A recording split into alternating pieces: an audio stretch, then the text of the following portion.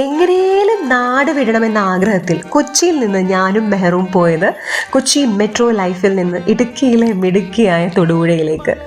എൻ്റെ മനസ്സിലെ തൊടുപുഴ, അതായത് ഈ പച്ചപ്പും ഹരിതാപവും നിറഞ്ഞ തൊടുപുഴ കാണാനായിട്ട് ടൗണിൽ നിന്ന് ഓട്ടോ പിടിച്ച് അങ്ങ് റേഡിയോ സ്റ്റേഷനിലേക്ക് എത്തേണ്ടി വന്നു. നല്ലൊരു മനുഷ്യനെ കണ്ടു, ബഷീർക്ക. ഞങ്ങളെ ബസ് സ്റ്റാൻഡിൽ നിന്നും റേഡിയോ സ്റ്റേഷനിലേക്കും അതേപോലെ തന്നെ തിരിച്ചിറങ്ങാൻ നിങ്ങൾക്ക് ഓട്ടോ കിട്ടില്ല, അപ്പോൾ നിങ്ങളുടെ ഇൻ്റർവ്യൂ കഴിയുമ്പോൾ വിളിച്ചാൽ മതി, ഞാൻ വരാട്ടോ എന്ന് പറഞ്ഞുകൊണ്ട് അദ്ദേഹം പോയി. അതേപോലെ തന്നെ ഞങ്ങളുടെ ഇൻ്റർവ്യൂ കഴിഞ്ഞതിന് ശേഷം കുറച്ച് ഞങ്ങൾ അവിടെ ഇങ്ങനെ ചുറ്റിപ്പറ്റിയൊക്കെ നടന്ന് തിരിഞ്ഞെങ്കിലും പിന്നീട് ഞങ്ങൾ ബഷീർക്കയെ വിളിച്ചു. ബഷീർക്കയെ ഞങ്ങളെ വന്ന് പിക്ക് ചെയ്തു. പിന്നെ ബഷീർക്കയോട് കുറേ സംസാരിച്ചു. അതേപോലെ തന്നെ അദ്ദേഹമായിട്ട് ഞങ്ങളൊരു ഐസ്ക്രീമൊക്കെ കഴിക്കാൻ പോയി.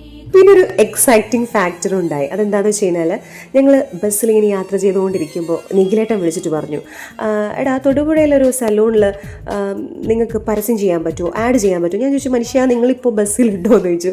പക്ഷെ ഭയങ്കര അത്ഭുതമായിരുന്നു. തൊടുപുഴയിലേക്ക് ഇൻ്റർവ്യൂക്ക് പോകുമ്പോൾ അവിടെ തന്നെയുള്ളൊരു സലൂണിൽ നമുക്കൊരു ആഡ് ചെയ്യാൻ അവസരം കിട്ടി. വളരെ എൻജോയ് ചെയ്ത് ഞങ്ങൾ ആഡ് ചെയ്തു. രസകരമായിരുന്നു. ഞങ്ങൾക്ക് അതിന് ശേഷം അവിടെയുള്ള സർവീസസ് അവർ ഓഫർ ചെയ്തിരുന്നു. പക്ഷേ ഞങ്ങൾക്ക് കൊച്ചിയിൽ നേരത്തെ എത്തണമെന്നുള്ളത് കൊണ്ട് ഞങ്ങൾ ആ ഓഫർ എല്ലാം എന്താ പറയുക, ഹൃദയപൂർവ്വം സങ്കടത്തോടു കൂടി നിരസിക്കേണ്ടി വന്നു.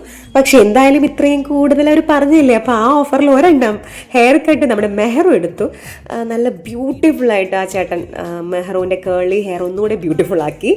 അത് മാത്രമല്ല, അവൾ ആ ഭയങ്കര ഷോ ഓഫായിരുന്നു മുടി വെട്ടിയതിന് ശേഷം ഉണ്ടായിരുന്നത്. ഇൻ്റർവ്യൂവും ആഡ് ഷൂട്ടൊക്കെ കഴിഞ്ഞ് പൊരി വെയിലത്ത് ഞങ്ങളുടെ ഈ ബസ് സ്റ്റോപ്പിലേക്ക് പോയിക്കൊണ്ടിരിക്കുകയാണ്.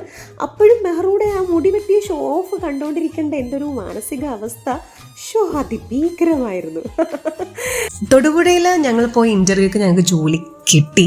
പക്ഷെ മനസ്സമാധാനത്തിന് നാട് വിടണമെന്ന ആഗ്രഹമുണ്ട്, എന്നാൽ ജീവിക്കാൻ കാശ് വേണം എന്നുള്ളത് കൊണ്ട് സാലറി കുറവായതിനാൽ നാട് വിടണമെന്നുള്ള ആഗ്രഹം അങ്ങ് മടക്കി വെച്ചു. പക്ഷേ തൊടുപുഴയും അവിടുത്തെ ആളുകളും കുറച്ച് മണിക്കൂർ കൊണ്ട് തന്നെ ഞങ്ങളുടെ ഹൃദയം കവർന്നു കേട്ടോ. അപ്പോൾ bye bye, see you again.